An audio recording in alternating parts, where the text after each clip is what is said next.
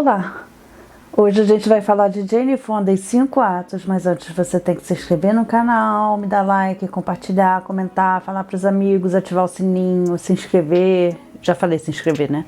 Enfim, se inscreve 2 vezes então, cria várias contas e se inscreve. Não sei, você tem que fazer essas coisas porque senão eu vou te obrigar a fazer exercício todo dia usando essas roupinhas aqui.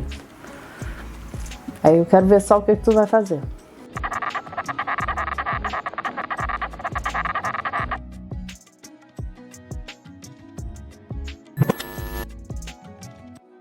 Bom, quando eu morava em Los Angeles, eu estudava numa parte muito rica da cidade.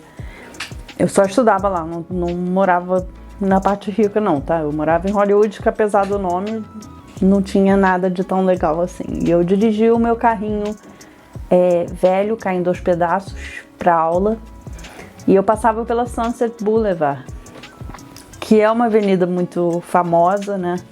Em Los Angeles, é onde fica ali o Sunset Strip, que é aquela área cheia de clubes famosos, frequentados pelas celebridades, etc. Ali na Sunset Strip tem muito cartaz.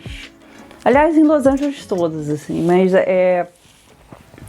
ali tem muito, uns prédios altos, assim, sempre anunciando o que tem de novo no cinema, nos serviços de streaming, etc e tal. E teve uma época que eu passava por um prédio que tinha um billboard, né? Que aqui no Brasil eu não sei por que a gente chama de outdoor, mas tinha esse cartaz gigantesco da Jane fazendo uma pose meio desafiadora. E eu ficava muito encantada com aquilo. E eu não sabia direito o que era aquilo, mas eu via o nome lá, Jane Fonda in 5 Acts. E eu sempre pensava, meu Deus, eu tenho que ver isso. Porque eu sou muito fã da Jane Fonda, assim. Motivos para eu admirar tanto a Jane Fonda é que ela tinha tudo para ser uma pessoa conformada. Uma pessoa que não se envolve em política, igual a certos artistas do Brasil, que preferem não chatear os fãs, que se aliam a certos lados. Ela tinha tudo para ser essa pessoa, porque ela nasceu numa família muito rica. Ela é filha de um dos maiores mitos de Hollywood de todos os tempos. Ela já nasceu com a cara perfeita dentro do padrão do que se considera beleza até hoje. Ela sempre foi linda, ela sempre foi super bem sucedida na carreira dela, então sempre teve tudo para ser uma princesinha lá encastelada na sua mansão sem se preocupar com o resto do mundo. Mas isso é exatamente o que ela não fez com a vida dela. Jane Fonda é muito complexa, essa criatura, ela é um mar de coisas. E esse documentário, ele já abre com um áudio do Nixon, que era o presidente na época, descendo a lenha na Jane. Então, você imagina a quantidade de crítica que ela sofreu e sofre até hoje, por causa das posições que ela sempre tomou. Mas, espera aí que eu já estou me adiantando demais na história. Vamos para os 5 atos.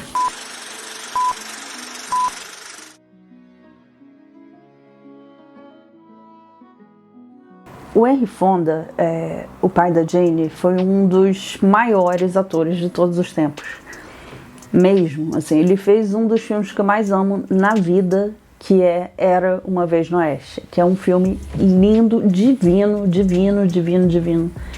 Assim, é um filme que parece que é pensado para uma tela de cinema, para uma tela grande, assim.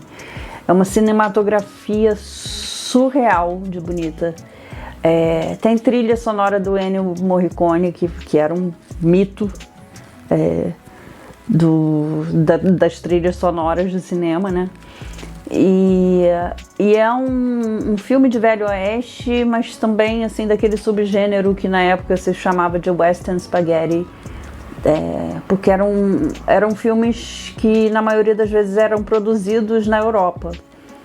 Muito embora eles gravassem as cenas dos filmes naqueles desertos ali do Arizona, aquela coisa. Uma certa parte também eles costumavam gravar na Itália, em outros lugares, mas a produção era majoritariamente feita na Europa. E um dos maiores representantes desse gênero era o Sergio Leone, que é o diretor de Era Uma Vez no Oeste.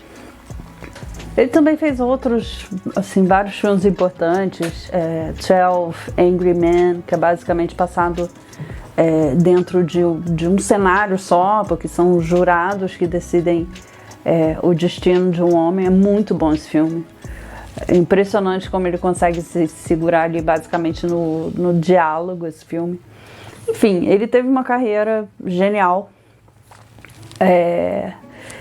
E era o papai da Jane Fonda ali e tal. E é muito interessante porque no início do documentário ela analisa uma foto em que ela estava nenenzinha ali com a Henry Fonda, com a mãe dela, com o irmão dela, que era o Peter Fonda, que morreu há pouco tempo. E parece uma família perfeita, aquela família norte-americana branca, né? Que é uma coisa importante até hoje para eles. Aquela família riquíssima, que parecia que estava tudo lindo e maravilhoso e tal. Mas aquilo ali não era nem um piquenique de verdade, era alguma propaganda, alguma campanha que a família estava envolvida. Então, por trás dessa imagem de família perfeita, tinha uma família muito disfuncional. O Henry Fonda, típico, né, do tempo dele, principalmente, foi um péssimo marido, assim, traiu muito a mãe dela, que já tinha uma tendência depressiva forte. A Jane era muito novinha quando perdeu a mãe para um suicídio, né? Então, ela se ressentiu com o pai, que ele logo se casou com outra pessoa, enfim. Vários babados ali que a pessoa não faz ideia quando olha para essa foto, para esse modelo, esse retrato de família, assim, que era tão idealizado, né? Henry Fonda era um bom menino, era um cara que já tinha uma carreira sólida em Hollywood como ator quando ele se alistou na Marinha durante a Segunda Guerra Mundial, porque ele não se conformava em lutar uma guerra fictícia. Ele queria defender o país dele também. Então, de uma certa maneira, ele também era um inconformado, né? Embora as ideologias dele fossem completamente divergentes, assim, em relação a Jane. Ele foi essa força muito determinante na vida dela, até o final, na vida da Jane. Bem pro finalzinho, assim, da vida dele, os dois fizeram um filme juntos e ela foi aceitar o Oscar em nome dele, porque eu acho que ele já...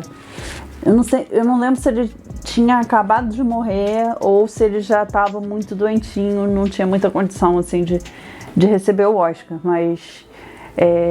apesar de todos os ressentimentos e de toda a frieza até com que ele tratava a Jane muitas vezes, os dois ali mais pro final da vida eles encontraram um caminho, uma maneira de ter alguma relação e é muito bonito isso no filme. Tem um momento assim que você vê no filme que eles fizeram juntos, a Jane improvisa, acho que ela encosta nele, assim, que era uma coisa que não estava no roteiro, e ele fica emocionado, ele fica meio abalado com aquilo.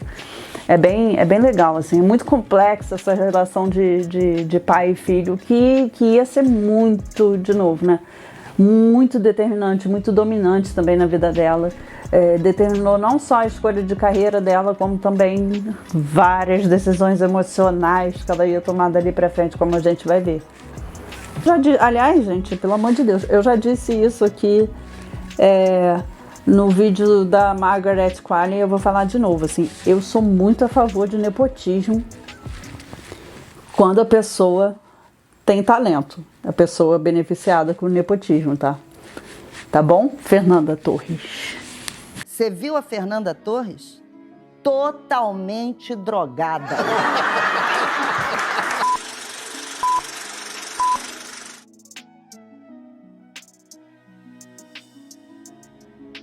Olha, a Jane sempre foi bonita para um caralho. A mulher tá com 86 anos e continua, tipo, absurdamente bonita. Desculpa, gente, eu falei que eu não ia falar palavrão. Estou evitando falar palavrões, não sei se vocês repararam, mas de vez em quando a gente tem que usar um palavrão, não é verdade? Não é verdade? Porque assim, gente, ela é bonita pra um caralho, gente. Ela é um absurdo, essa mulher, cara. Então, assim, desde muito novinha, ela deu pra quem ela quis mesmo, entendeu? Porque já nasceu rica, né? Ainda nasce com essa cara, ainda nasce... Enfim, vive se exercitando, tem um corpaço. A mulher vai dar pra quem ela quiser, gente, entendeu?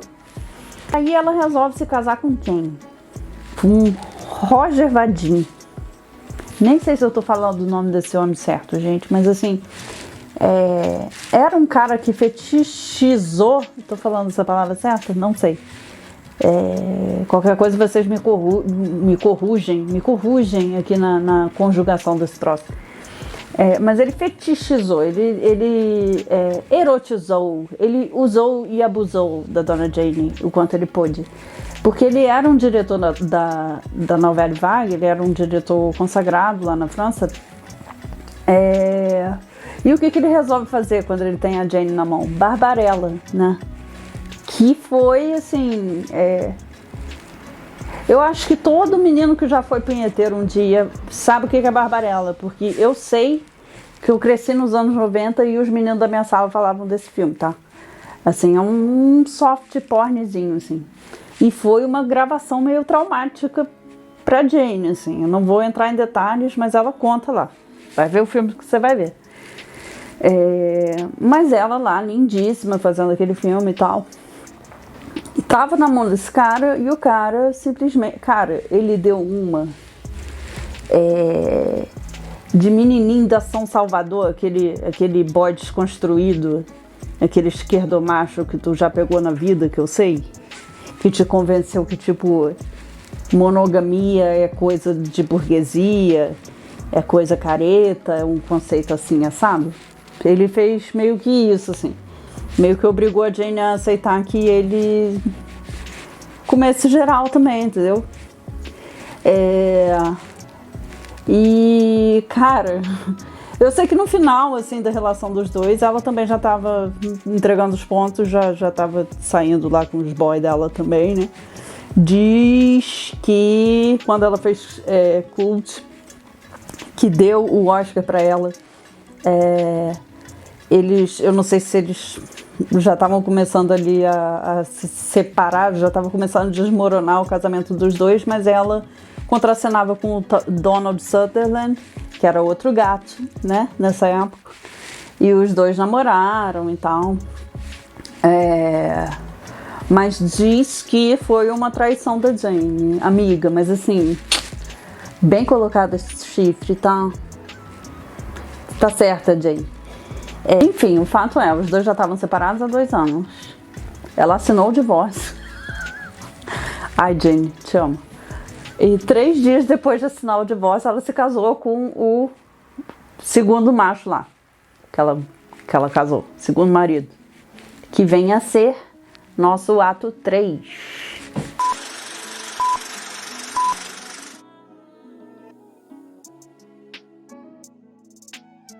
Bom, Tom Hayden era um ativista, um intelectual que a Jane conheceu ali nos anos 70. Ela, assim que ela conheceu esse cara, ela já comentou com uma amiga dela que ela achava que ela tinha conhecido o próximo marido dela. Os dois se apaixonaram loucamente, não sei o que. E isso tem a ver com uma mudança no próprio pensamento da Jane também, porque ela tinha saído daquela coisa filhinha do papai, aquela bonequinha ali perfeita, e estava começando a ser a ativista que ela é hoje.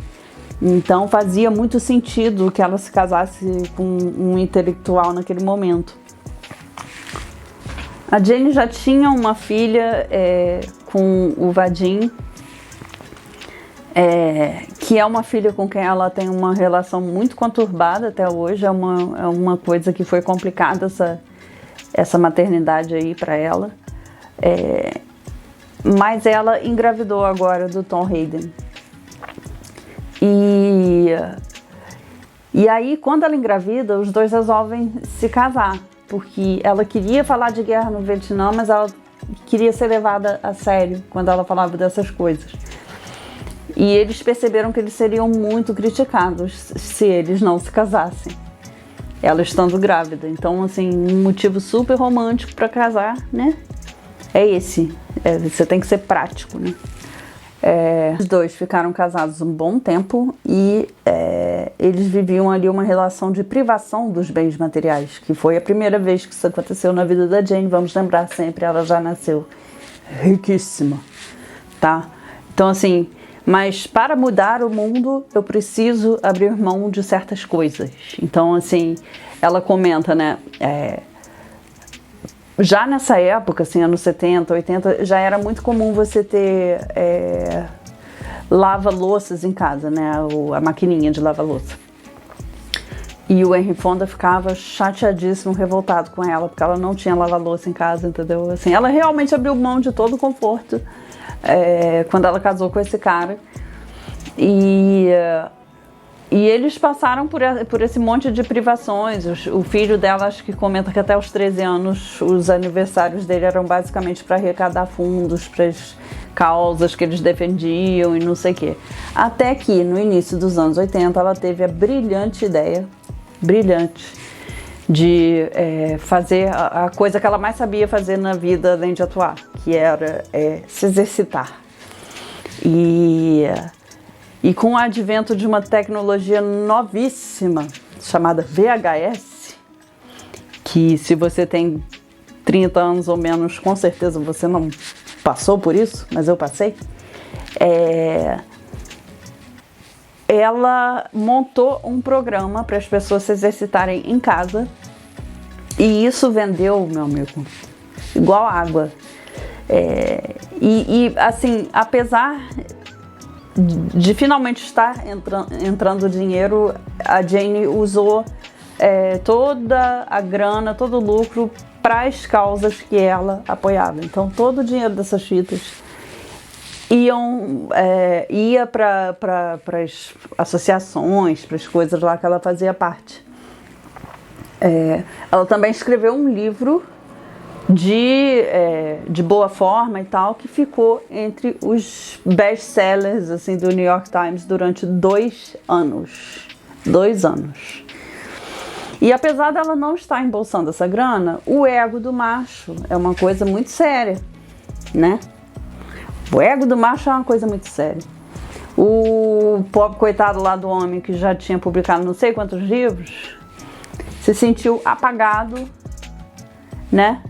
Porque a Jane, vendeu muito mais livro do que ele a vida inteira.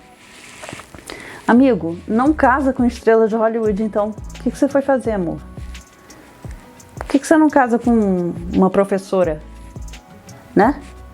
Enfim. O homem não aguentou. O ego do homem não aguentou. Os dois, se separaram. Os dois foram se afastando, aquela crise crescendo no casamento, não sei o quê. De repente a Jane me descobre que ele tá andando com outra mulher. E diz que ela tirou as coisas dele no meio da rua, que mais uma vez, né, Jane, você tava certa, cara. Você tá sempre certa, né, Jane Fonda? Você devia se chamar Jane Foda. Eventualmente os dois fizeram ali as pazes, até porque eles também têm um filho juntos. Claro, né? Ela casou grávida. E com esse filho, a Jane parece que tem uma relação bem melhor, assim. Esse filho aparece no documentário, a filha dela não. E tem coisas que ela comenta ali que são muito, muito interessantes, porque o arquétipo do pai e da mãe dela, a mãe parecia que era sempre aquela coisa muito fraca e o pai sempre aquela fortaleza, assim, né? Aquele homem que era colocado num pedestal e tal. Então ela sempre quis fazer ali meio que parte do clube masculino, sei lá, né? Então talvez tenha um pouco de machismo aí no meio dessa relação também, mas hoje em dia ela tenta trabalhar aí o relacionamento com a filha dela também. Mas o importante os dois acabaram fazendo as pazes. E tem depoimentos desse cara também. Acho que ele faleceu em 2016, mas tem bastante depoimento dele ao longo do filme. Do Vadim não tem depoimento, porque também ele bateu as botas muito mais cedo, mas acho que se ele tivesse vivo também, assim, eu tenho a impressão que eles não terminaram nos melhores termos, né?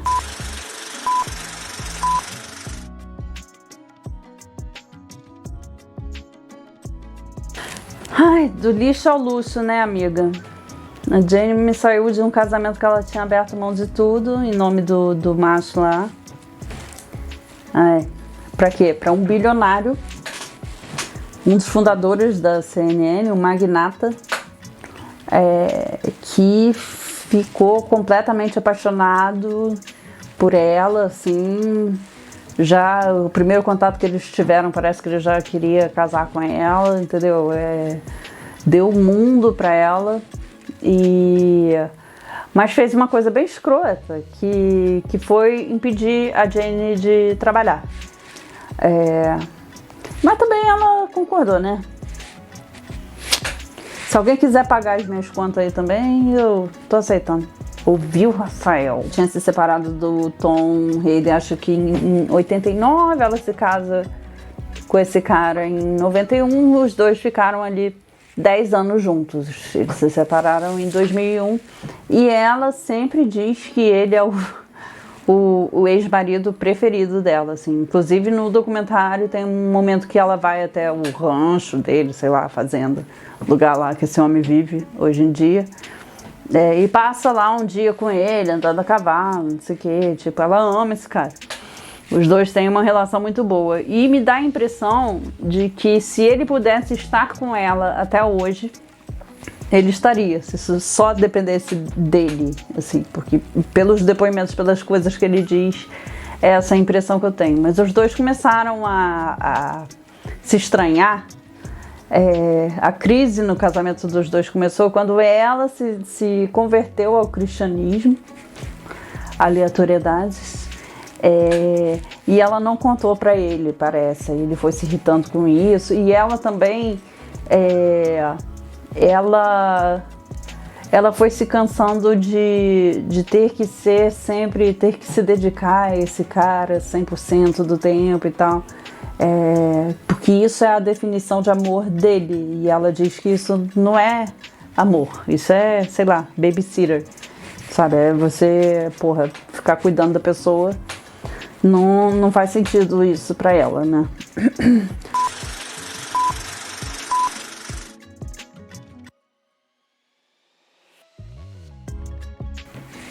Na velhice, a Jane finalmente descobriu que ela não precisa agradar nenhum homem para ser feliz, entendeu?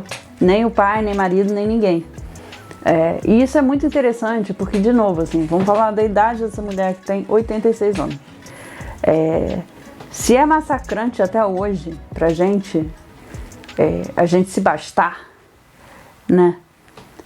Se a sociedade não entende muito bem uma mulher que vive sozinha, que opta por não casar ou não ter filhos, você imagina para alguém que foi criado na época que ela estava crescendo, né?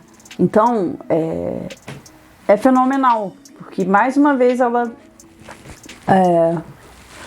ela serve de exemplo, assim, pra gente, né? E nessa fase também ela começa... Cara, a Jane, ela foi presa várias vezes, por causa de protestos que ela fazia. E eu não tô falando de anos 70, 60, não tô falando disso, eu tô falando de agora. Tô falando de, sei lá, 2017, 2018, que ela era presa todo dia, porque ela ia protestar contra a mudança climática. Aliás, eu tenho um livro autografado aqui dela, autografado mesmo, com certificado de autenticação, os caralho, ó. Não sei se tá dando pra ver, meninas, olha só. Isso aqui não adianta, não tem no Brasil. Lembra dos velhos tempos de blogueirinha? Que ela ainda era blogueirinha de merda. Então, isso aqui não adianta, não tem no Brasil.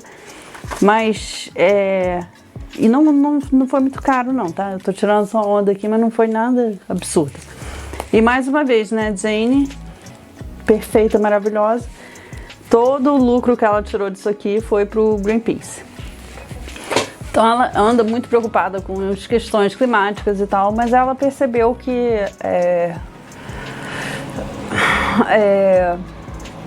que ela se basta, sabe? Que ela é uma pessoa que pode ajudar a promover mudanças no mundo, que ela é incrível, que ela é maravilhosa e que ela pode se amar sozinha, entendeu? Então, todos os atos, assim, você vê essa carreira foda que ela teve, que ela tem, e você vê também a perspectiva de gente que trabalhou com ela, que conviveu com ela, você vê a perspectiva dos filhos, pra você ver que ela não é uma mulher perfeita. Eu acho que ela é perfeita, tá? Mas assim, eu tô aqui, né? Em São José dos Campos. Não tô com ela em Hollywood.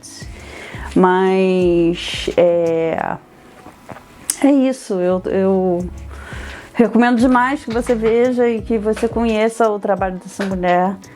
Se você não conhece muita coisa ainda, sinto pena de você, Suzana. Veja os filmes dela e veja os filmes do Henry Fonda, porque são maravilhosos. Apesar de eu não concordar muito com a visão de mundo dele, ele era um ator fantástico. Então é isso.